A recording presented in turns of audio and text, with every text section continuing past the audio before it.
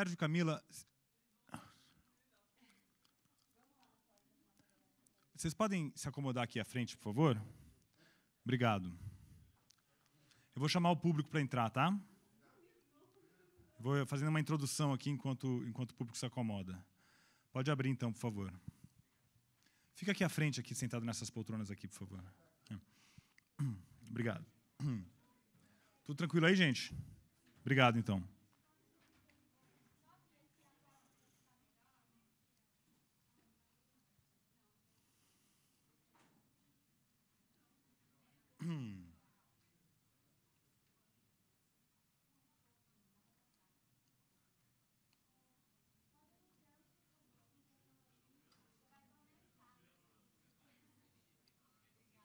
Tudo bem?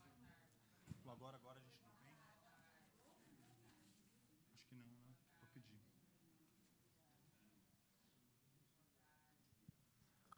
Boa tarde, pessoal. Sejam bem-vindos, bem-vindas ao auditório Armando Nogueira, auditório com nome de escritor, que recebe hoje esse debate sobre política aqui na Feira do Livro, sobre história das ideias, dando sequência à nossa programação internacional. Eu dou as boas-vindas a todo mundo, peço que se acomodem, por favor, a gente já vai começar o debate. Eu sou Paulo Werneck, eu sou diretor aqui da Feira do Livro. Estou muito feliz em receber vocês, queria agradecer a presença, queria convidar vocês também a visitar a nossa lojinha da feira, que fica ali na entrada e que vende os nossos produtos. Essa camiseta, por exemplo, ainda tem 2 outros modelos, tem sacola, tem copo, caneca, tem canga, enfim, vários produtos da feira que, ao comprar, não só eles são incríveis, são feitos pela Yara Wisnik, a grande estilista, como também eles são uma forma de ajudar a Feira do Livro. Quando vocês compram um produto da Feira do Livro, vocês estão ajudando a gente a realizar o nosso festival. Estou aguardando só o pessoal se acomodar, todo mundo chegar direitinho para a gente começar o debate. Eu queria lembrar que esse debate de hoje ele será a primeira participação do Rui Tavares aqui na Feira do Livro. O Rui, que é esse grande autor português, um ensaísta, historiador, que escreve livros de intervenção no debate público e que fazem dele uma das figuras mais influentes no debate público português, no debate político, né? O Rui Tavares também é fundador de um partido político e também é um grande conhecedor da história das ideias, né? Então eu convido vocês a conhecer os livros dele que a Tinta da China Brasil publicou. A Tinta da China é a editora aqui da Feira do Livro, da Associação 451, e a gente tem o livro chamado O Pequeno Livro do Grande Terremoto, que é fascinante, uma história do terremoto de Lisboa, e agora 2 novos lançamentos. É isso. Então eu vou chamar aqui ao palco os nossos autores convidados. Por favor, venham ao palco Rui Tavares. Palmas para o Rui, por favor.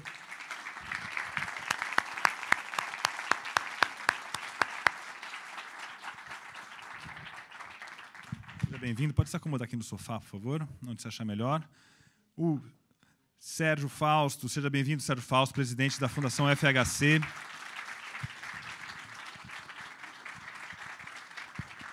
Sérgio Fausto também uma figura que tem intervindo no debate político brasileiro, um cientista político e ensaísta também.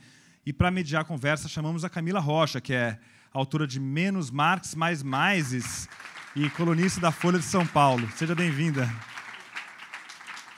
Tudo bem, Camila?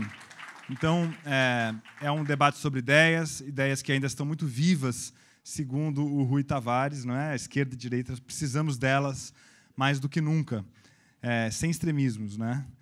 Vamos lá, Camila, estamos nas suas mãos. Muito obrigado. Até já.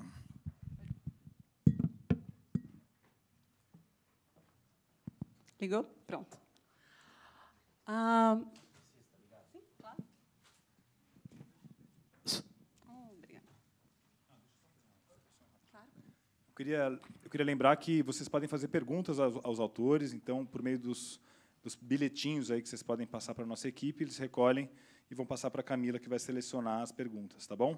Obrigado. Bom, queria agradecer, antes de mais nada, a presença de todos vocês aqui para essa conversa tão importante, tão fundamental.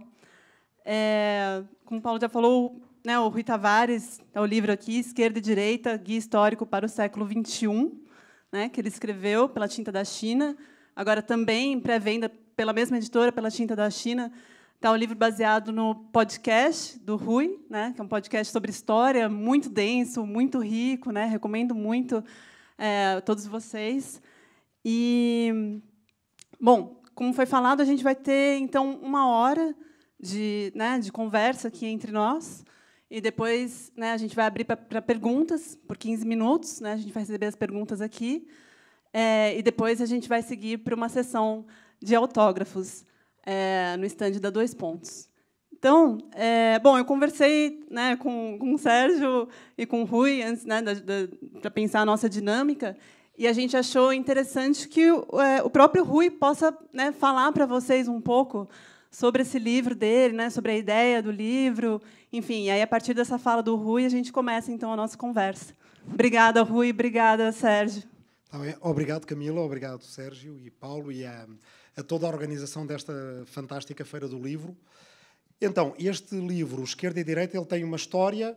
Há uma história do livro e uma história dentro do livro. A história do livro é que começou por 2 conversas com jovens, uma delas na escola de verão de um partido de centro-direita, que era um partido que estava no governo, na altura, em Portugal, e era um partido que tinha aplicado políticas de austeridade comandadas pelo Banco Central Europeu, da zona euro, e eles, no fim da vigência das políticas deles, eles estavam muito interessados em mostrar que o que eles tinham feito era só o inevitável, não era nem de esquerda nem de direita, e que, aliás, talvez essas palavras já nem fizessem sentido. E então convidaram um ministro do governo deles para defender essa opinião, essa perspectiva, e convidaram-me a mim para ser o arguente, não é? Para defender a perspectiva contrária. E então eu fui para lá defendendo não só que esquerda e direita eram importantes ainda, que eram relevantes ainda, mas que iriam ficar mais relevantes nos anos a vir.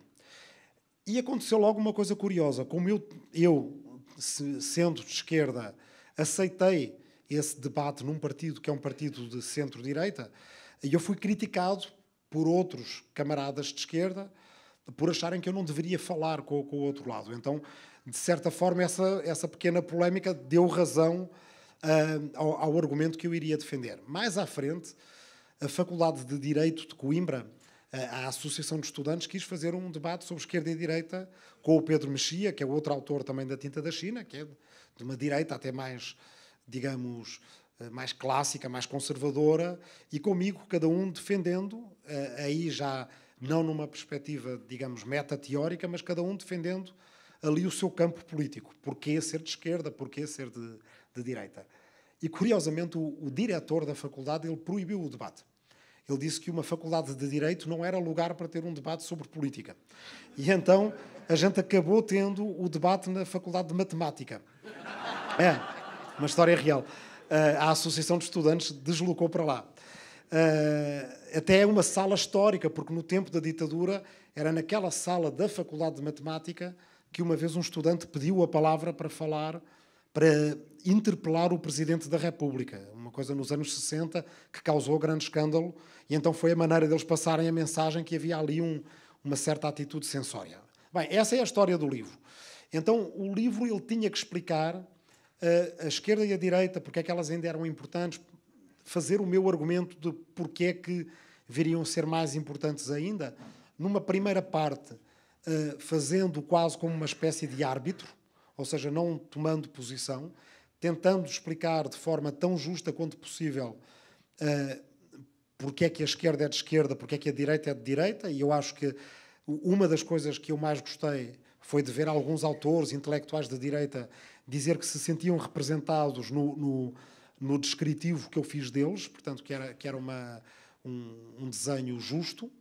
e numa segunda parte já mais assumindo a minha posição, não é? Que é uma posição de uma esquerda libertária e uma esquerda cosmopolita, como eu digo aí. Mas antes precisava de contar a própria história de como é que esquerda e direita nascem, que era uma história que não é muito conhecida e que eu me dei conta quando eu estava indo para esse curso de verão, que fazia o seu aniversário ali por aqueles dias. Porque a esquerda e a direita têm certidão de nascimento, a gente sabe quando é que nasceram, a gente sabe quase o dia do aniversário.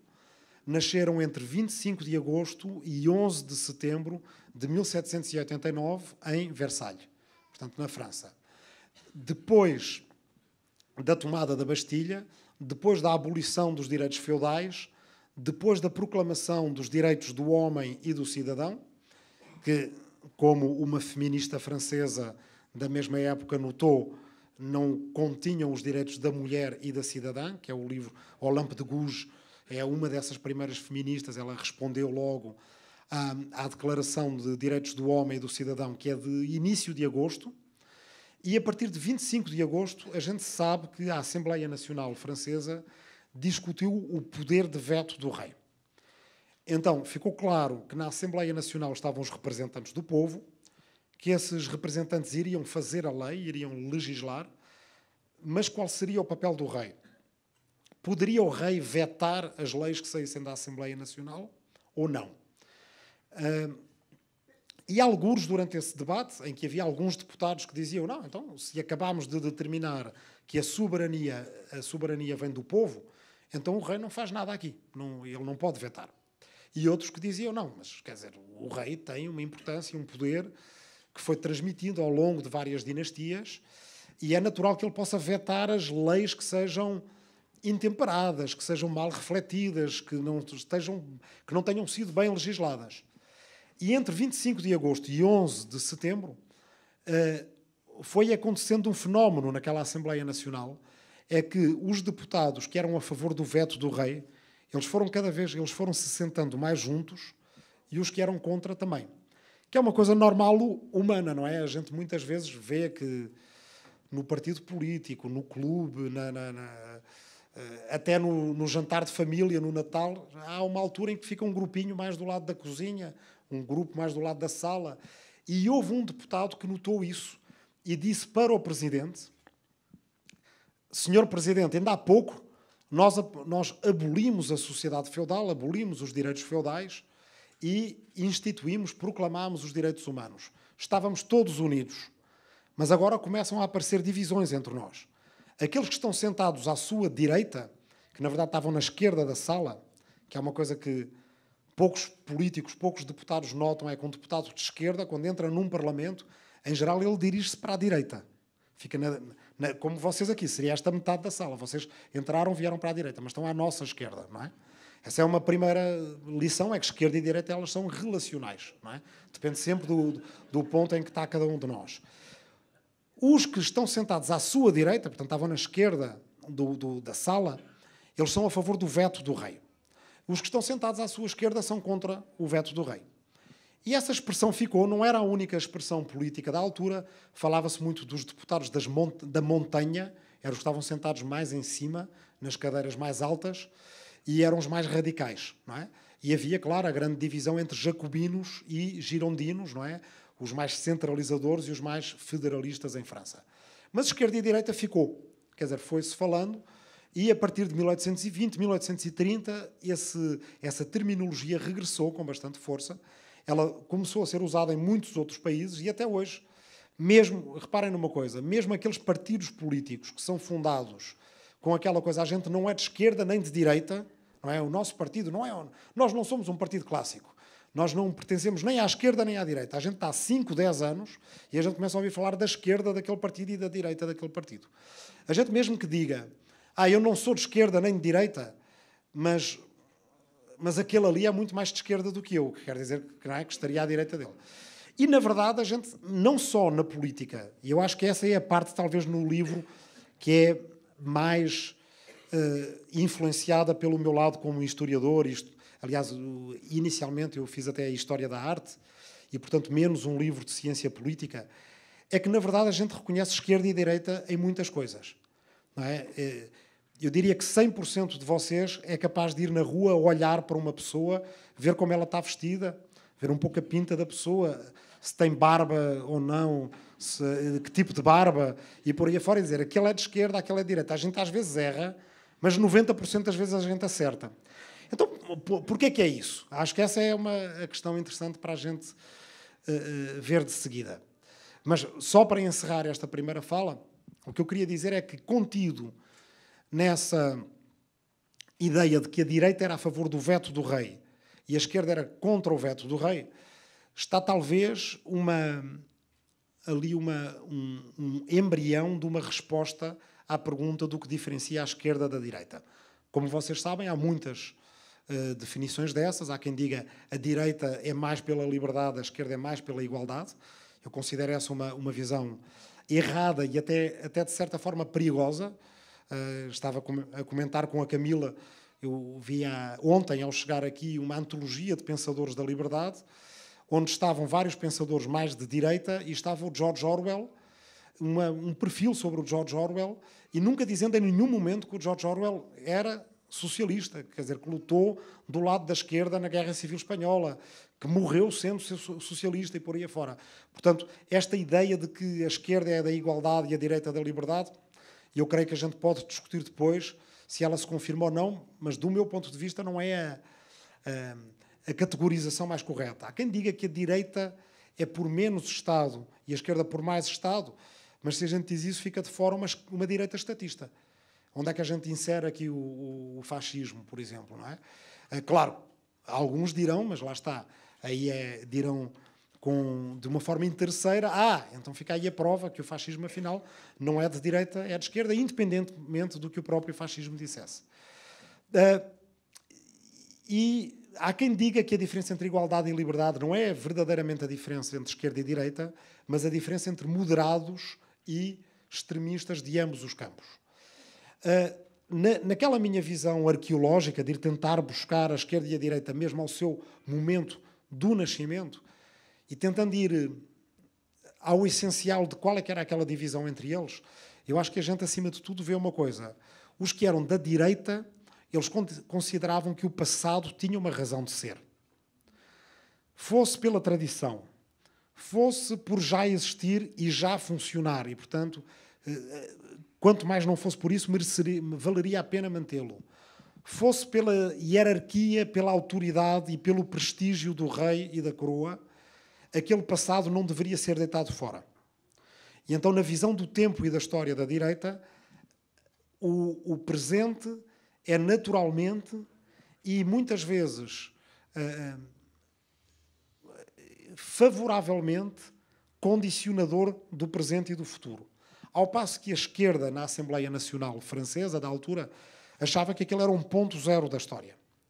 E que era perfeitamente possível a gente olhar para a instituição do rei, da monarquia, e dizer essa instituição não tem mais nada a fazer aqui.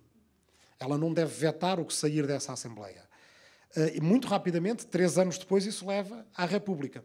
Portanto, se a monarquia é desnecessária, a gente pode fazer sem ela.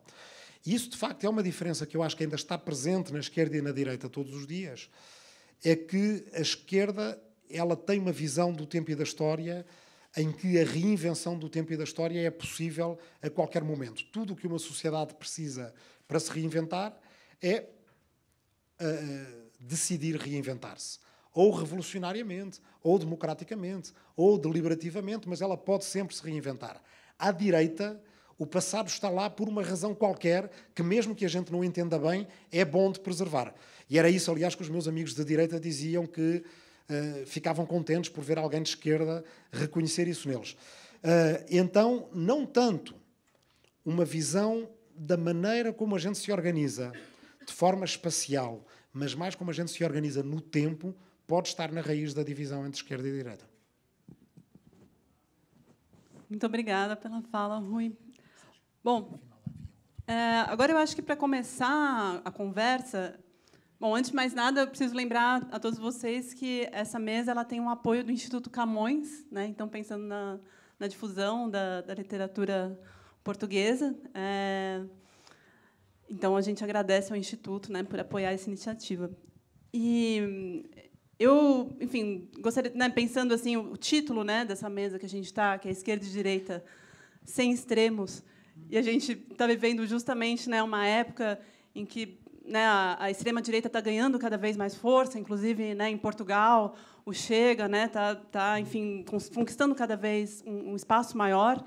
E eu gostaria de saber de vocês, tanto do Rui quanto do Sérgio, como que vocês veem um futuro possível em que esquerda e direita possam voltar, né, a conversar, como você bem disse, Rui, né, que você conseguiu, né, estabelecer esses pontos de contato, né, ter uma certa empatia, né, um entendimento do seu interlocutor e também ser respeitado, enfim.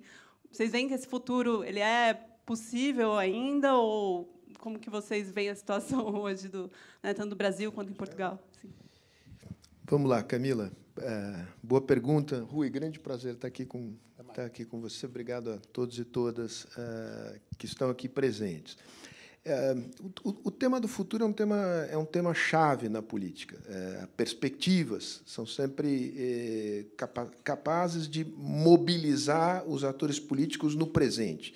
Ninguém vive exclusivamente no presente, né? Tem o peso do passado e tem a perspectiva em relação ao futuro.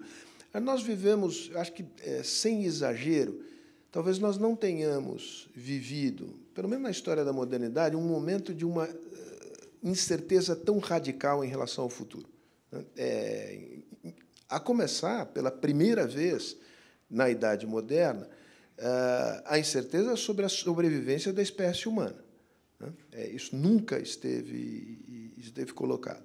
Em relação a essas incertezas que estão colocadas, nem a direita nem a esquerda tem projeto. Aliás, um dos problemas da esquerda, a esquerda com essa característica de sempre partir do pressuposto de que é possível mudar a sociedade, inventar um futuro que não está inscrito e pré-determinado no passado, quando ela perde essa capacidade de apontar um futuro, ela perde capacidade de atração política. Isso valeu, digamos, de maneira acachapante para a esquerda autoritária com o colapso do chamado socialismo real, e vale também para a social-democracia, né, que não soube entregar respostas convincentes à crise do estado de bem-estar social, com as mudanças do capitalismo, com a entrada da China e do mundo oriental, etc., etc., etc. Então, a esquerda, desse ponto de vista, está paralisada. A direita inventou uma resposta, que é uma resposta, ela não é uma resposta conservadora, ela é uma resposta tipicamente reacionária, né? Diante a incerteza provoca medo, né? O que a direita oferece e tem encontrado aceitação crescente, né? A ideia de uma espécie de retorno a um passado glorioso. Isso é típico nos Estados Unidos, mas também está presente na Europa, né? Uma Europa branca, sem imigrantes, cristã, né? Não é uma visão necessariamente, essa é uma diferença em relação aos anos 30, não é uma visão assumidamente antidemocrática, né? Mas é de uma democracia para as maiorias nacionais definidas com base étnica e religiosa. Portanto, não é uma uma definição de democracia aceitável para todos nós. Como é que é possível a gente recuperar essa dupla dinâmica que permitiu enormes avanços, com 1 milhão de solavancos, né, ao longo dos últimos 3 séculos? A dupla dinâmica, a expressão é tua, é da esquerda, sobretudo da esquerda democrática, e da direita, que é uma direita conservadora, mas não reacionária. Esta direita conservadora tem bons argumentos. E ela tem bons argumentos, sobretudo em face das experiências refundacionais que a esquerda procurou realizar, a começar pelo terror jacobino, né? A ideia de que você possa, a cada momento da história, reinventar a história, como uma espécie de momento refundacional que parte do zero, é uma ideia muito perigosa, porque, como a sociedade oferece resistência, por N razões mais uma, né, o resultado disso é uma ação violenta, né, para quebrar as resistências da sociedade em nome de um ideal maior. Muito bem. como é que a gente sai dessa encalacrada? Essa é uma pergunta que eu transfiro para o Rui, porque ela é muito complicada. E o Rui tem uma vantagem sobre mim, e que eu admiro no livro. Eu sou, digamos, eu tento sair dessa, Rui. Livros como o seu me ajudam. Otávio de Barros, que está aqui também, tem dá asas à liberdade de pensar o que ainda não está dado, né? Eu tenho uma limitação, que é uma espécie, de, às vezes, de um realismo estupidificante. Você fica... Quem esteve no governo tem esse problema. Você fala, mas isso não vai dar certo. Então, não vale a pena nem sequer pensar, porque não tem chance, né? E o Rui não. O Rui é capaz de olhar um pouco além da dobra da esquina, né? E, por isso, por convicção de que ele saberá responder melhor do que eu, e também por uma certa malandragem brasileira, eu transfiro a pergunta para ele. Olha, obrigado, Sérgio. Olha, até para pegar no agradecimento que a Camila fez ao Instituto Camões, vamos começar precisamente pelo Camões, não é? Faz agora 500 anos do seu nascimento, não se sabe bem... Isso está... Olha, emprestas-me o teu microfone, acho que este aqui... Eu vendo. Esses liberais... ficou melhor? Não. Acho que sim. Faz então agora talvez 500 anos do nascimento do Camões, não é? Naquela época, como registavam-se as datas de morte, porque não sabia se as crianças iam sobreviver ou não, e então de toda a gente famosa a gente sabe quando é que morreram, porque já eram famosos. Mas imagina que o Camões tenha nascido em 1524. E também isso está a dar origem a uma divisão esquerda-direita lá em Portugal, em que a direita, por exemplo, verberou a esquerda por não há comemorações dos 500 anos de Camões, esqueceram Camões, esqueceram a língua de Camões, aquelas coisas do costume.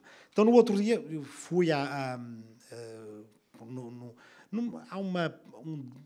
uma formulação no plenário da Assembleia da República em Portugal, que se chamam as declarações políticas, basicamente cada deputado vai lá e fala do que entende. Então decidi falar de Camões. Curiosamente, passado 30 segundos, a bancada da extrema-direita suspirava. Porque não queriam, quer dizer, literatura, não é? Quer dizer, era uma coisa chata. Só ficaram assim mais certinhos nas cadeiras deles quando eu disse, então, senhores deputados, não querem ouvir falar de Camões? Porquê? Então qual é que era a coisa?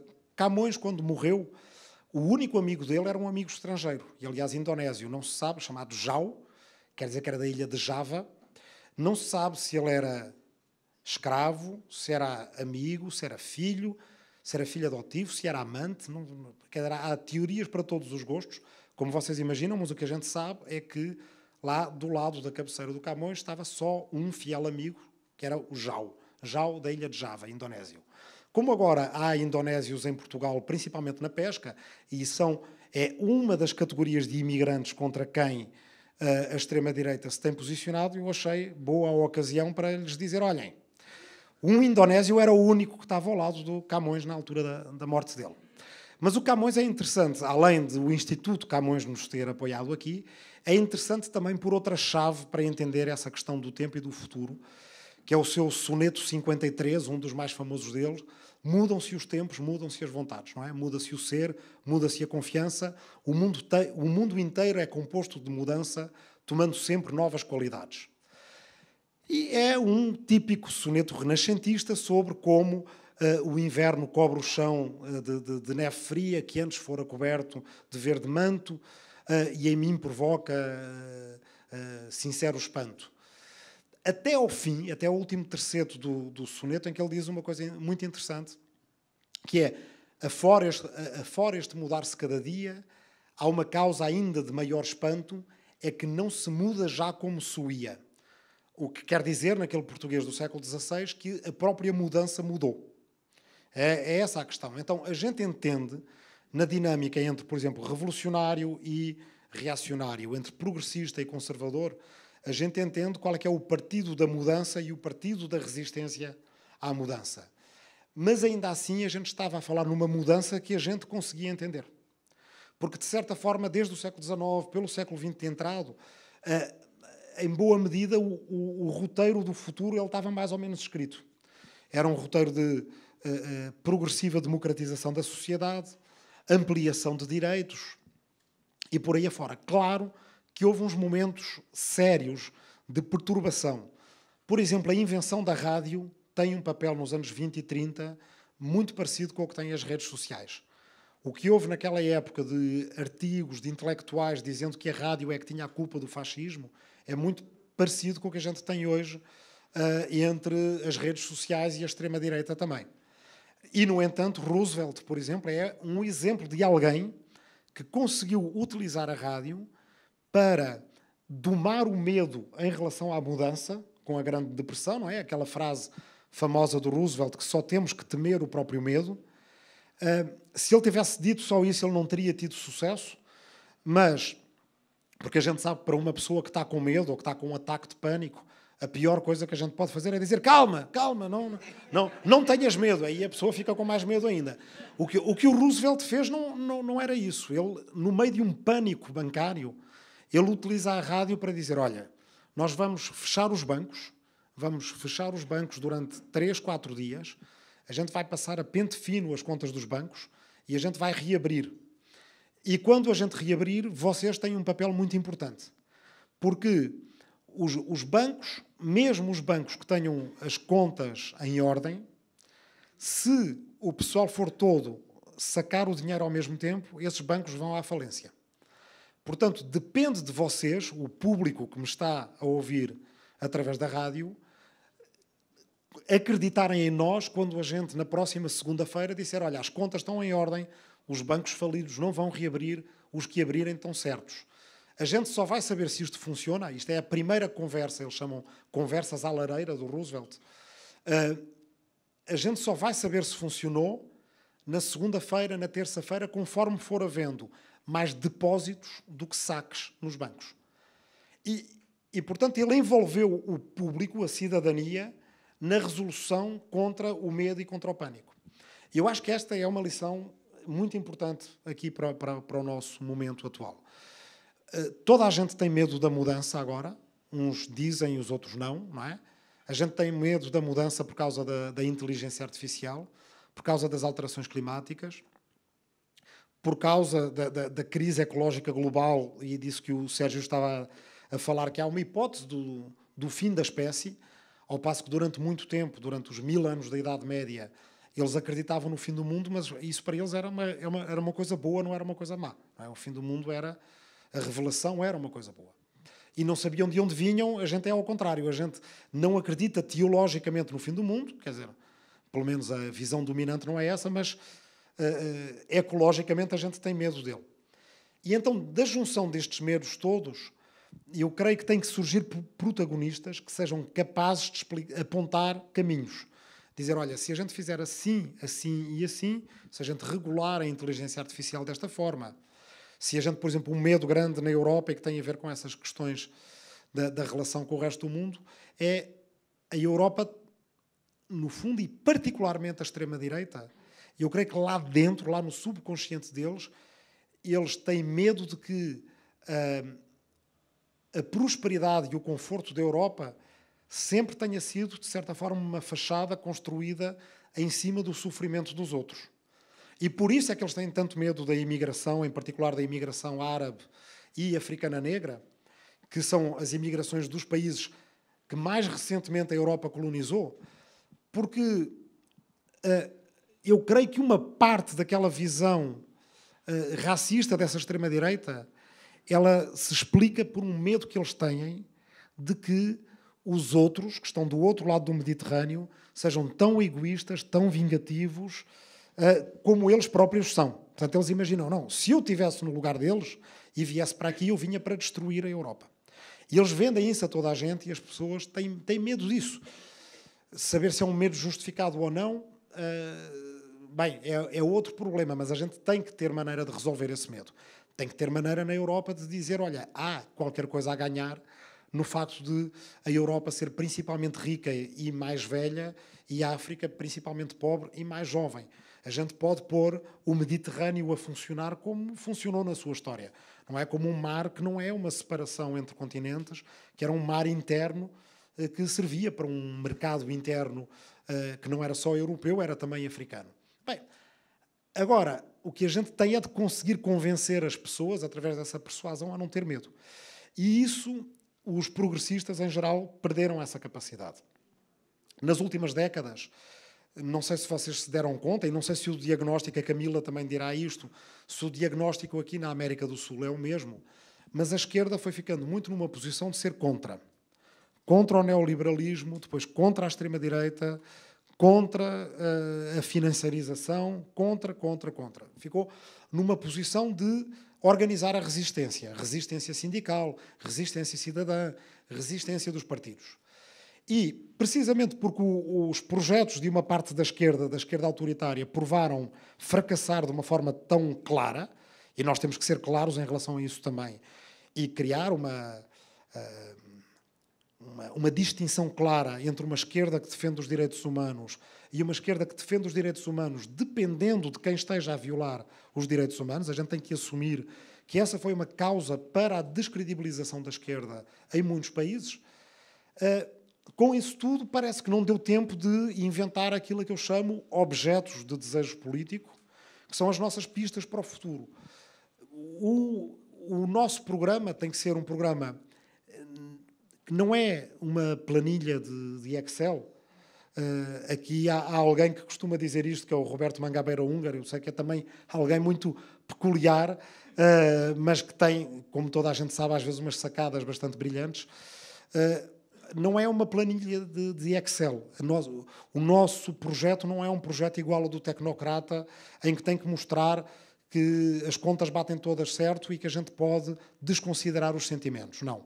Os sentimentos e as emoções desempenham um papel central na política e a gente não pode ficar só nestas eleições de a esperança contra o medo, o amor contra o ódio. A gente tem que ter eleições em que a esquerda transporte consigo a ideia do desejo.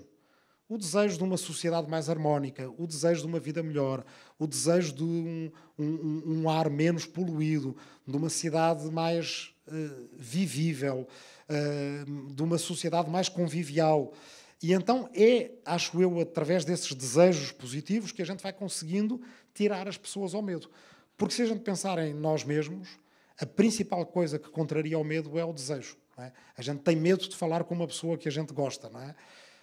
Mas, bem, se o desejo for mais forte do que o medo, finalmente a pessoa vai falar. Pode correr bem ou pode correr mal, mas aprendeu a superar o medo. E a sociedade como um todo precisa de um discurso que ajude a transcender o medo. Camila.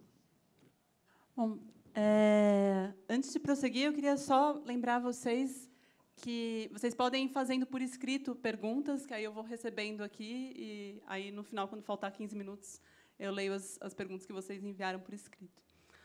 Bom, pensando no que foi dito, eu queria perguntar para vocês, assim, enfim, né, o Rui falou muito sobre a questão de como que, né, a direita, a extrema-direita se referenciam sempre na tradição, no passado, né, e que, curiosamente, agora eles, né, falam muito em uma transformação radical da realidade. Mas é uma transformação pela ordem, né? Uma transformação reacionária, uma transformação... E muita gente, pelo menos aqui no Brasil, sente que a esquerda perdeu esse apelo da transformação radical, né? Perdeu esse apelo revolucionário, que isso está com a direita, com a extrema-direita, na verdade. E eu queria saber de vocês, assim... Então, é verdade, num certo sentido, né? Tem gente que fala, a esquerda morreu, essa esquerda, né, radical, que tem essa perspectiva, né, de transformação radical... Onde que ela está? Enfim, como que, né, vocês veem isso hoje? Você quer fazer aquela malandragem agora? Posso. Agora é uma malandragem. É ser malandrinho, como o arroz, não é? Lá em Portugal. A gente tem um arroz, quando é com muito caldo, chama arroz malandrinho. Que é perguntar à Camila. Não é? Tu tens estudado a extrema-direita, não é? Nos últimos 10 anos. E a pergunta que eu te queria fazer é os sucessos que a extrema-direita tem tido. Tu atribuis o fator principal mais à forma ou ao conteúdo? Porque eu vejo muita gente à esquerda que pensa que é principalmente a forma. De facto, a extrema-direita foi muito eficaz nas redes, a montar institutos que transportam desinformação, a tirar partido desses sentimentos básicos de medo, de rancor, de ressentimento e por aí afora. Mas aí a gente já entra um pouco mais no caminho, no aspecto do conteúdo e dos argumentos que a extrema-direita tem conseguido usar para mexer com a opinião pública. Qual é que é o teu conselho para quem queira contrariar isso? É um investimento na forma? A gente precisa de ficar melhores na forma? Ou é que a gente não tem conteúdo, mesmo que tivesse o mesmo poderio que a extrema-direita tem nas redes, o nosso tipo de conteúdo ainda não está suficientemente forte para influenciar a opinião pública? Olha, eu sinto pelas pesquisas que eu venho fazendo que são as duas coisas ao mesmo tempo. Quer dizer, é forma e é conteúdo também. Então, por exemplo, hoje, né, a gente vê que, por exemplo, a segurança pública, mesmo em Portugal, inclusive, né, se vale muito disso, né, da insegurança que as pessoas têm contra a criminalidade, e o que as pessoas mais me falam, inclusive pessoas eleitores, né? Estou falando de eleitores de esquerda, falam, olha, a gente não ouve a esquerda simplesmente falar de segurança pública. E um eleitor do Bolsonaro, não me esqueço disso, mas falou assim, olha, eu votei no Jair Bolsonaro porque ele falava de segurança pública. A proposta dele é horrível, mas ele falava. Ele admitia que era um problema. Então, eu realmente sinto que são as duas coisas, porque quando a extrema-direita fala, as pessoas sentem um sentimento de urgência. Olha, aquela pessoa tá brava, ela está falando até coisas absurdas, besteiras, tal, mas as pessoas sentem uma conexão porque é isso, é esse senso de urgência, esse senso de desespero, esse senso de que alguma coisa muito enfática precisa ser feita. E elas não veem isso na esquerda. A esquerda age como se não, tudo está mais ou menos bem, você só precisa fazer pequenos ajustes aqui, pequenos ajustes ali, e, né, vamos continuar nesse voo assim, meio tranquilo, assim, quando, na verdade, as pessoas estão sentindo que né, que precisam de um comandante, de uma coisa radical. Então, eu acho que certamente são as duas coisas. Eu acho que a questão da segurança e mesmo da economia também é outra coisa que as pessoas falam muito. Acrescentar uma dimensão que eu acho que é muito importante, do ponto de vista de conteúdo da pauta da direita, e isso eu acho que no Brasil é muito mais forte do que na Europa. A Europa, você tem inclusive você tem uma extrema-direita laica, o que é um fenômeno curioso, né? Que é o tema religioso e em particular a questão da regulação dos corpos, da sexualidade feminina e do que se entende por família, né? Eu acho que esse é o nervo que a extrema-direita soube tocar, é uma extrema-direita cujo componente cristão há uma identidade quase perfeita entre a extrema-direita, digamos, e uma visão mais fundamentalista do cristianismo, e isso é um dos gatilhos do pânico moral, né? Você tem o medo tem várias formas, tem várias figuras, tem vários motivos. A segurança pública, sem dúvida, é um deles. Mas esta ideia de que estamos perdendo a determinação natural da diferença entre os sexos, de que existe uma ideologia que procura borrar essas fronteiras penetrando as escolas. Não é à toa que um dos grandes motes da campanha do Bolsonaro em 2018 foi o chamado kit gay, para não falar da mamadeira de piroca, né, que é uma coisa que, quando eu ouvi pela primeira vez, eu não podia imaginar. E aí tem um tema de forma interessante. A ousadia passou para o lado da extrema-direita, né? Porque, digamos, é muito transgressor falar em mamadeira de piroca. Digamos, a mera imagem da mamadeira de piroca é um negócio quase inassimilável. E esse é um tema com o qual a esquerda tem uma enorme dificuldade de lidar, porque existe a dinâmica da esquerda, as forças motrizes da esquerda e as paixões da esquerda passaram a estar ligadas, sobretudo, a temas que, erroneamente, enfim, mas que ficaram conhecidos como temas identitários, né?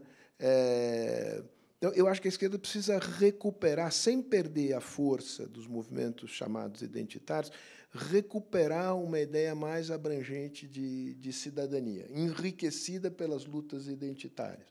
Mas sem a recuperação desse espaço comum, eu acho que fica difícil persuadir o outro lado e abrir espaço de conversa. Uma ponta de esperança que não é uma esperança abstrata. Nós vivemos, nas últimas 2 semanas, 3 semanas, um acontecimento político da maior importância no Brasil. A bancada evangélica, não sei se você acompanhou esse processo, apresentou um processo de criminalização do aborto, inclusive nas 3 causas permitidas na legislação, a partir da 22ª semana. Houve uma reação da sociedade brasileira contra esse projeto de lei, uma reação que mobilizou, inclusive, setores evangélicos, né, e, sobretudo, mulheres evangélicas, né, que colocou um freio a tal ponto que o PL teve que ser colocado de escanteio. Então, isso mostra que esses valores são valores em disputa, né, e que é possível ao campo progressista entrar nessa disputa num primeiro momento para frear, digamos, retrocessos ainda maiores. Mas, nesse processo, estabelecer alianças que permitam virar um pouco a maré.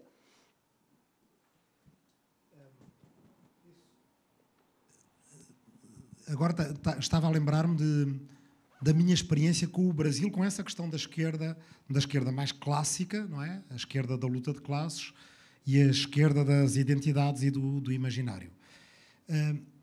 Eu, entre 2000 e 2010, eu vim muito aqui ao Brasil e a muitos estados, muitas cidades no Brasil, por razões que eram familiares e profissionais e também de amizade. E depois, entre 2010 e 2015, não vim, foi a época que eu estive no Parlamento Europeu. Então, quando eu voltei, tendo saído daqui a última vez em 2010 e regressando em 2015, parecia que eu tinha encontrado um país diferente, não é? Aliás, este livro já estava escrito na altura, mas o que eu vi aqui validava toda a questão da polarização. Eu tinha dito no livro que era melhor haver alguma polarização do que nenhuma. Não é? Uma sociedade sem uma polarização em torno de ideias é uma sociedade que vai acabar a organizar-se de forma clientelar, de forma feudal e, portanto, apesar de tudo, ou de forma sectária, tribal, não é? É melhor a gente organizar-se em termos de saber orientar-se e localizar-se em termos das ideias que a gente partilha e que a gente distingue, do que ter uma sociedade organizada por critérios que sejam étnicos ou tribais ou religiosos. Mas também que a polarização, quando ela ultrapassava determinadas balizas, quando tornava impossível o compromisso, quando uma derrota era entendida como uma humilhação que teria que ser vingada, e quando a ideia de uma vitória era apenas a ideia de uma vitória absoluta que terminava com a derrota absoluta do campo adversário, aí a gente passa por uma polarização destrutiva. E eu acho que aqui no Brasil já passámos para outra fase ainda, que é aquilo que poderíamos chamar uma polarização assimétrica, não é? Em que os dois polos eles não se equivalem. Há um polo que claramente não se importa de colocar em risco o Estado de Direito, a democracia e os direitos fundamentais, desde que isso seja necessário para preservar o seu poder, e há outro polo que vê corretamente que a única maneira de ultrapassar a fase crítica, não é, de ultrapassar o febrão, por assim dizer, é fazer uma aliança com o centro. E eu creio que é isso que foi tentado aqui, quer dizer, nas eleições, quando a gente vê uma chapa Lula-Alckmin, quer dizer, que é uma coisa que lá está. Eu, em 2010, quando saí daqui, acho que os meus amigos que votavam Lula ou que votavam Alckmin, quer dizer, jamais imaginariam que iria haver essa chapa, mas essa corresponde a uma tentativa de aliança da esquerda com o centro, que, do ponto de vista histórico, é correta. Quer dizer, os episódios em que foi possível derrotar o fascismo foram episódios em que a esquerda se uniu ao centro. Isso significou o abandono de algumas reivindicações, mas isso também significou ter uma maioria clara da sociedade do mesmo lado, conseguindo frear o fascismo. Aliás, se a gente ler o livro do Paul Mason sobre como derrotar o fascismo, ele a certa altura menciona exatamente isso. É o exemplo da social-democracia na Escandinávia, o exemplo do Roosevelt e outros. Bem, mas também eu cheguei em 2015, num dia em dezembro, eu não sei qual é que é o dia, mas é no exato dia em que o Eduardo Cunha aceitou o pedido de impeachment da Dilma. Não sei agora que dia de dezembro, não é? Mas é dezembro de 2015.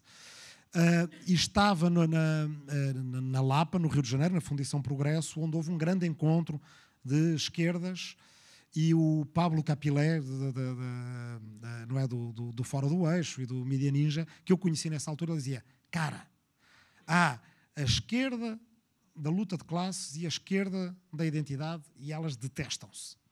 E, portanto, isso vai ser um problema para nós, que é como conseguir que essas esquerdas tenham uma relação produtiva.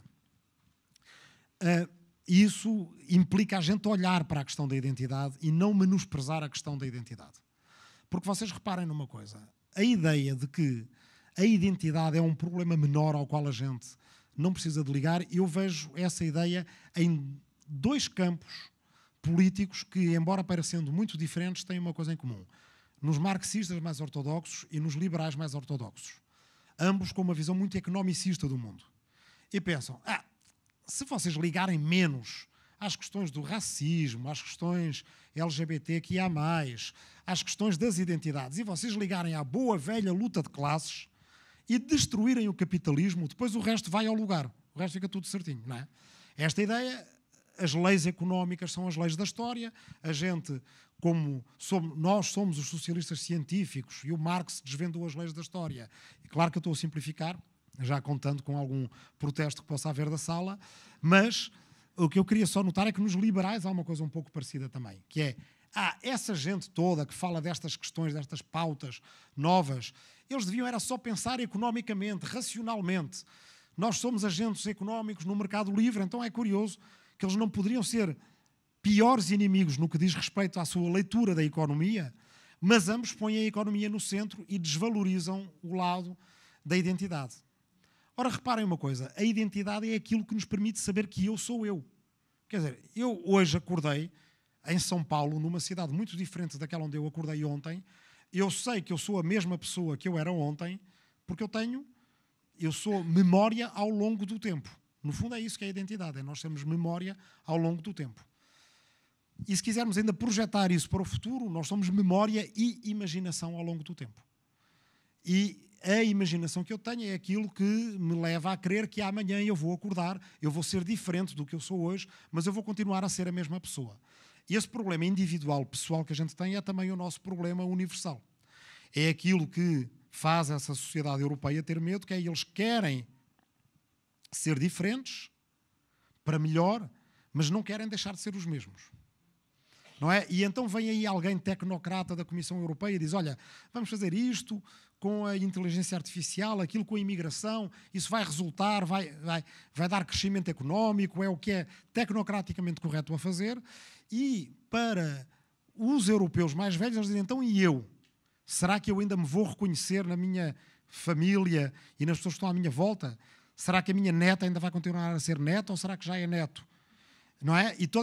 Então, a gente menospreza isso e, do outro lado, a neta, que se calhar quer ser neto, quer ser quem ela é ou quem ele é. Portanto, a questão da identidade nunca pode ser uma questão menor. Eu acho que a esquerda que acha que isso é só uma modernice menor está errada. Agora, o que a gente tem é que conseguir transportar isso de forma a ter uma relação positiva com a identidade. Não é? O que a extrema-direita faz muito, e mesmo a direita conservadora, é tudo o que tem a ver com a memória e com o passado, digamos, está... digamos que estruturado por sentimentos de culpa. Não é? Aquele passado está ali, mas será que a gente se portou mal? Aí a gente não pode falar mal do passado. Tem que mostrar que tem orgulho no seu passado e não vergonha do passado. É porque tem medo de ter feito qualquer coisa mal no passado. E essa culpa do passado transforma-se em ansiedade acerca do futuro. Será que os outros se vão vingar daquilo que nós fizemos no passado? E este é um nó que a gente precisa de desatar. na visão que nós temos da nossa identidade ao longo do tempo. Ter uma relação saudável com a memória inclui também passar a ter uma relação saudável com a imaginação e com o futuro. E por isso eu digo que uma parte dessas questões que agora que provocam grande divisão, quer dizer, as pessoas das identidades e das lutas, das pautas da esquerda, do imaginário e das identidades, elas andam de ónibus. Elas também têm buraco na rua, também têm insegurança no bairro, etc. Não, toda a gente é gente. Toda a gente tem uma porta de entrada que é o reconhecimento e o respeito pela sua própria identidade. E aqui a esquerda pode, acho eu, fazer muito trabalho. Ao invés de explorar o rancor e o ressentimento, que são sentimentos muito poderosos, mas que também cansam muito rapidamente, tentar fazer um pouco aquele papel, que a gente conhece, é difícil até pelas ceias de Natal, mas aquele papel do irmão mais novo, não é? Que é procurar o que é que tem de comum as pessoas todas da família e dizer, olha, se a gente para o ano fizesse isso na praia, ou se a gente reformasse a casa, porque a gente precisa também de mudar o assunto. Quer dizer, em parte, a gente tem que reconhecer que a direita tem um assunto, mas a gente não pode fazer um debate político só combatendo o assunto que a direita traz. E eu termino com um exemplo muito concreto. Eu estava num debate com o líder da extrema-direita lá em Portugal e durante aquela semana só se tinha falado de reintrodução da prisão perpétua, que é uma coisa que não existe em Portugal desde 1865. Mas foi o tema da semana, como se tivesse uma enorme atualidade, porque a extrema-direita trouxe, toda a gente teve de se posicionar, uns eram contra, outros eram a favor da prisão perpétua. Depois, claro que havia aquelas perguntas, então, mas e se esquartejassem a sua mãe, você seria contra a prisão perpétua? Que é uma pergunta complicada num debate. Eu digo, não, eu seria a favor, eu seria capaz de esquartejar o homem, mas acho que a lei não pode dizer isso. Então você é um hipócrita, que é uma coisa que a gente ainda não falou, aí que é poderosíssima, que é a questão da hipocrisia da esquerda, que é uma coisa extraordinária, quer dizer, como se a hipocrisia fosse a pior coisa do mundo. Quem é que não é hipócrita? Quer dizer, a gente também tem que desconstruir. Toda a gente diz que gostou das meias que a tia deu no Natal, não é? Para mim, isso é hipocrisia. Outra coisa é ser mentiroso. Agora, ser hipócrita, não é? Toda a gente diz que a comida está ótima e por aí afora. Quer dizer, não é assim tão mau. E a direita que não comece, porque ela também é bastante hipócrita. Bem, mas então, em pleno debate, ele atacou uma proposta do meu partido, que era a proposta de as pessoas poderem ter um subsídio de desemprego não quando são despedidas, mas quando elas próprias se despedem. Portanto, a seu pedido. E ele disse, isso é ridículo. Ridículo. Agora, toda a gente trabalha 3 meses, vai pedir o subsídio de desemprego e vai viver sem fazer nada. E aí eu tive que esclarecer que, na verdade, era uma medida para algumas categorias de pessoas e que uma delas era para as vítimas de violência doméstica. Uma pessoa que é vítima de violência doméstica tem o seu dossiê judiciário, tem o seu processo, vai ao centro de emprego e diz, olha, eu para refazer a minha vida, eu já descontei, não é, para a segurança social, não sei como é que, para a previdência, eu queria o meu subsídio de desemprego, isso hoje em dia é lei. O que é extraordinário é que daquele momento, aquilo acabou tornando-se numa coisa muito popular. Na semana seguinte já ninguém falava de prisão perpétua e a gente acabou a conseguir fazer disso lei e, na verdade, a gente acabou a libertar gente da prisão perpétua, porque a gente sabe que agora há gente que vai ao centro de emprego e, se são vítimas de violência doméstica, elas têm o subsídio de desemprego, é 1 ano e meio a 2 anos, permite à pessoa quebrar o ciclo de violência, refazer a sua vida. Muitas vezes as pessoas trabalham no mesmo local do agressor e assim podem sair. E lá está, a gente pode substituir estes objetos que vêm do passado da direita com novos objetos de desejo político que libertam as pessoas e em que a gente prova que nós estamos sim do lado da liberdade e que junta uma pauta que é feminista com uma pauta que é trabalhista com uma pauta de futuro. Então é questão de a gente cada vez mais e tu és presidente de um instituto político, não é? A gente sentar para pensar quais é que são os objetos de desejo político que a gente precisa ter para nos projetar para o futuro.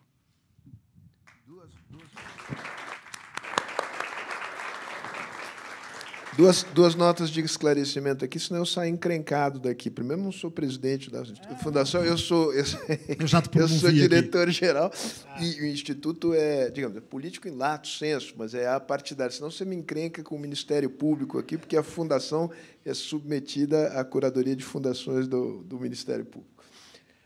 Camila, tem perguntas? Muitas perguntas, mas vamos lá. Eu acho que, pensando agora, né, no que o Rui estava falando, acho que tem a ver com uma das perguntas aqui, que é, então, como equilibrar a liberdade de expressão com a necessidade de impedir determinados discursos da extrema-direita que ameaçam direitos fundamentais. É justamente isso que você estava falando, e aí acho que aqui no Brasil, né, quer dizer, além dos direitos fundamentais, tem a própria ameaça à democracia, né? Então, como fazer isso sem justamente fazer com que a democracia perca o seu próprio propósito de ser, né? Porque a liberdade de expressão é justamente um fundamento da democracia. O debate da liberdade de expressão está a ser instrumentalizado e de uma maneira que torna a liberdade de expressão um conceito muito mais superficial do que ele é na realidade. Então, por um lado, o conceito de liberdade de expressão ele é utilizado para possibilitar que a gente diga coisas racistas, por exemplo, porque o Estado não pode interferir com o direito daquela pessoa de dizer coisas racistas, pelo menos é assim que é apresentado por muita gente que faz a tal defesa que eu acho superficial da liberdade de expressão. Mas, por outro lado, agora lá em Portugal, eu creio que aqui no Brasil também deve acontecer, há, por exemplo, uma autora chamada Mariana Jones. Ela escreve livros infantis e juvenis. Um dos livros que ela escreveu é um livro para adolescentes e é acerca de questões, precisamente, de identidade,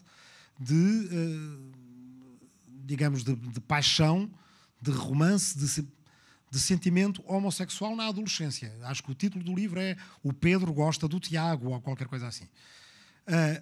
E há um grupo de gente que começou a ir a todos os eventos públicos em que está essa autora, que é uma jovem autora discreta, modesta, que não era famosa, não pediu para ser famosa, como alguém que pode estar aqui agora nessa feira do livro, mãe de 2 filhas, e eles vão e fazem assédio a todas as sessões dela. 50, 60 pessoas vão lá e perguntam aos gritos porque é que ela odeia crianças. Porque, supostamente, claro, esse é um dos grandes pânicos morais, se o livro é O Pedro Gosta do Tiago, então é um livro que faz a promoção, a propaganda da homossexualidade, até veja-se eventualmente da pedofilia. Então há um ex-juiz que foi expulso da magistratura em Portugal por várias digamos, violações dos seus deveres deontológicos, e mais nacionalistas, extremistas, etc. Eles agridem verbalmente e acham que, enquanto não agredirem fisicamente, eles estão bem. Então podem ficar assim a meio metro da Mariana, gritar nos ouvidos dela que ela odeia crianças, basicamente destruir a vida dela, as filhas dela têm medo e por aí afora, mas para eles estão no uso da liberdade de expressão deles. E, portanto, só estes 2 exemplos dá para ver claramente que alguma coisa está errada nesse debate, porque onde é que está a liberdade de expressão da Mariana, não é? Há 20, 30 anos atrás, toda a gente se uniu em torno da liberdade de expressão do Salman Rushdie, por exemplo. Porque aqueles que atacavam a liberdade de expressão do Salman Rushdie de certa forma, eram os culpados certos, eram os ayatollahs do Irão. Mas os nossos ayatollahs, seja em Portugal ou seja no Brasil, parece que toda a gente esqueceu que também causam riscos.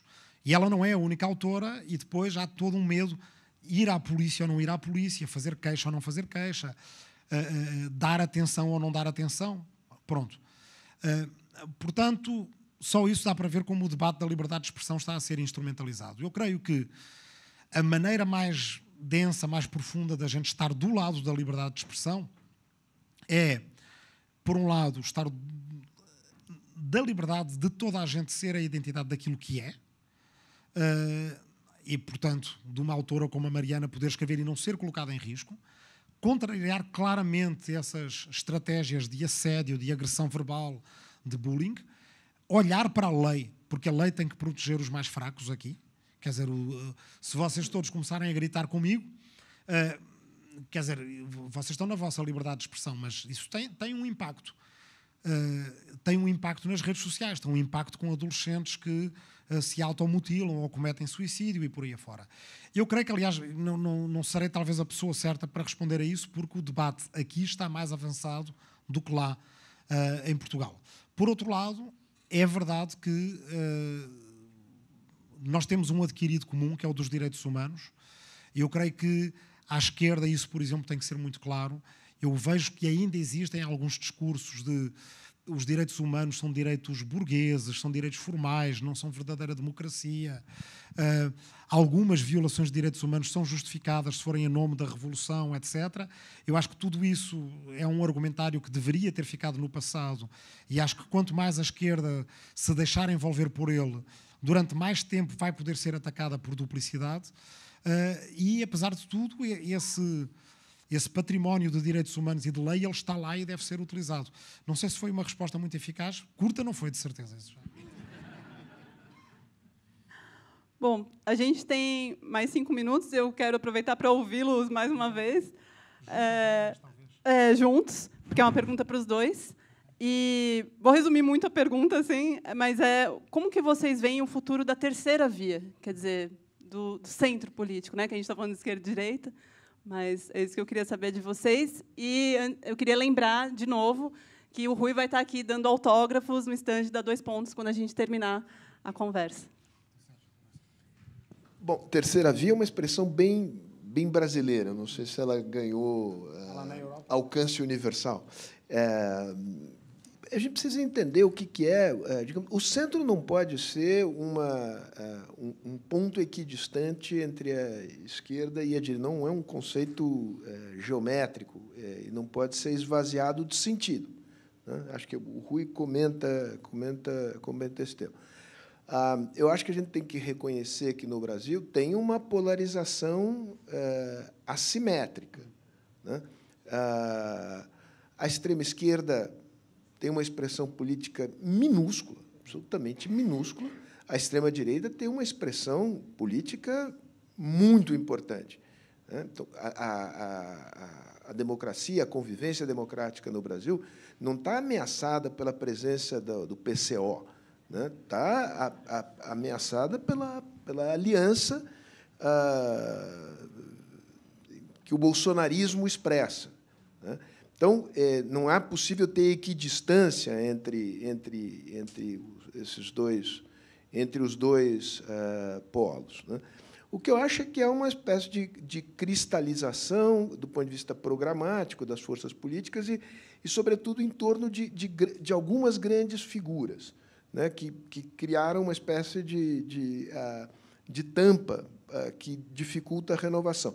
Do lado da esquerda, o Lula será a grande figura até o momento em que se aposentar, vitorioso ou não na sua tentativa de reeleição. Enquanto ele estiver aí, não há espaço para mais ninguém.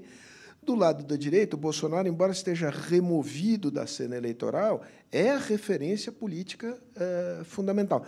Tem um pouco mais de espaço na direita para o surgimento de outras figuras, mas elas têm que pedir a bênção para o Bolsonaro. Então, isso dá uma certa limitação.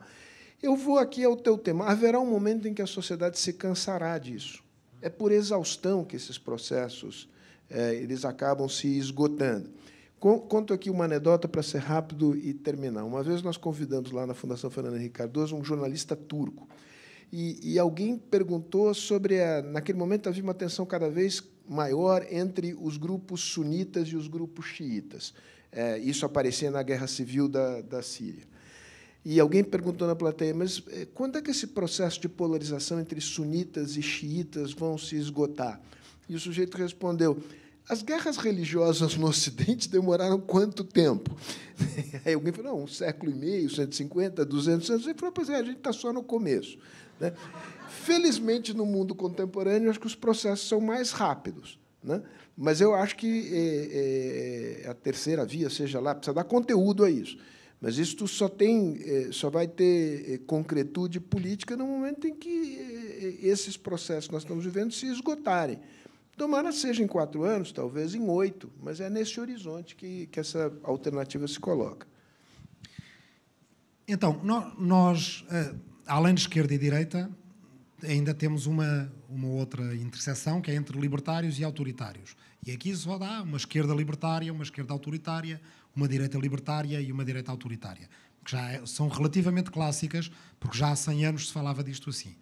Depois há a questão nacionalista e cosmopolita também, na Europa muito importante por causa da construção europeia, que é uma construção de uma entidade política transnacional, não é? Nós tivemos agora eleições para um Parlamento, que é um Parlamento em que há eleições em vários países ao mesmo tempo, e é um Parlamento transnacional. E então aí também há uma esquerda mais nacionalista, anti-União Europeia, e uma esquerda mais cosmopolita, pró-União Europeia. Então eu dou esse exemplo no livro. O meu partido e eu que fazemos parte daquela esquerda, que é uma esquerda libertária dos direitos humanos, pró-União Europeia, que muitas vezes está em torno dos partidos verdes na Europa, portanto ainda junta uma dimensão ecológica. E por aí vai. Muito facilmente a gente tem 8, 9, 10 identidades diferentes, 10 tribos políticas diferentes, que cada uma delas pode ter o seu partido. A gente olha para a Holanda, para os Países Baixos, e é exatamente isso, não é? Tem o D66, que é o Partido Liberal Progressista, e tem o Partido Liberal Conservador, tem a antiga esquerda marxista clássica e os antigos sociais-democratas, que agora estão unidos com a esquerda verde, e depois ainda existe a esquerda dos animais, quer dizer, ainda não chega aos 30 partidos, e a esquerda dos de mais de 65 anos, cada um tem o seu partido, por razões de consciência de classe. Bem, ainda não é os 30 partidos que há aqui no Brasil, mas também a diferença é que eles têm identidades ideológicas muito estáveis. Ora, não é possível governar a partir de nenhuma identidade destas isoladamente. Portanto, ter uma maioria política significa sempre haver protagonistas que conseguem juntar várias dessas identidades. E eu creio que, desse ponto de vista, o futuro da terceira via não é, em momentos de polarização, ele não é brilhante. O exemplo melhor, apesar de tudo, foi o da França com Macron, mas a gente vê no que é que isso dá. Quer dizer, quando chega ali ao fim e ao cabo, a escolha será sempre uma escolha entre eu não diria entre extremos, não é? Entre uma frente que vem do passado fascista francês, que é sempre muito desvalorizado, porque é, na verdade, onde o fascismo nasceu, ainda antes de nascer propriamente batizado com esse nome na Itália, mas na França do século XIX e do início do século XX nasceu e nunca desapareceu, sempre existiu, e, portanto, que é agora a Frente Nacional. E quem lhe consegue fazer frente a essa frente é a junção de uma frente popular, mais à esquerda, e de uma frente republicana, mais ao centro. E, portanto, se essa esquerda mais clássica e se a terceira via continuarem a odiar-se mais uma à outra do que a vontade que elas têm de derrotar a extrema-direita, elas vão perder. E também uma terceira via que apareça sozinha e diga: olha, eu não sou de nenhum extremo, eu não gosto nem da extrema-direita nem da extrema-esquerda, acabando por fazer uma equivalência que o Sérgio já explicou. Extrema-direita é hoje em dia uma coisa poderosa e perigosa, a extrema-esquerda não tem representação parlamentar, e quando muito essa caricatura só pode servir para a gente, enfim, afastar do debate público uma esquerda que é legítima e que é democrática, que concorda a gente ou não, a gente vai perder. Portanto, tem que ter uma grande capacidade de união e de construção de frentes nessas horas, porque, por muito desagradável que seja a alternativa de fazer alianças com aqueles que a gente discorda em algumas coisas, deixar a extrema-direita ganhar, eu acho que já foi visto em vários países do mundo, é bastante pior. Portanto, enquanto esta febre dura, é muito importante que a esquerda e o centro democráticos saibam trabalhar em conjunto. Bom, muito obrigada, Rui Tavares, Sérgio Fausto. Queria agradecer muito a organização. E Camila? Obrigada. A organização da Feira do Livro, ao Instituto Camões por ter apoiado essa mesa, essa iniciativa, essa conversa tão importante para a gente nos dias de hoje. E também, obviamente, queria agradecer novamente a presença de todos vocês. E, enfim, agora a gente vai para a sessão então, de autógrafos do Rui Tavares lá fora, no estande da Dois Pontos. Obrigada, gente.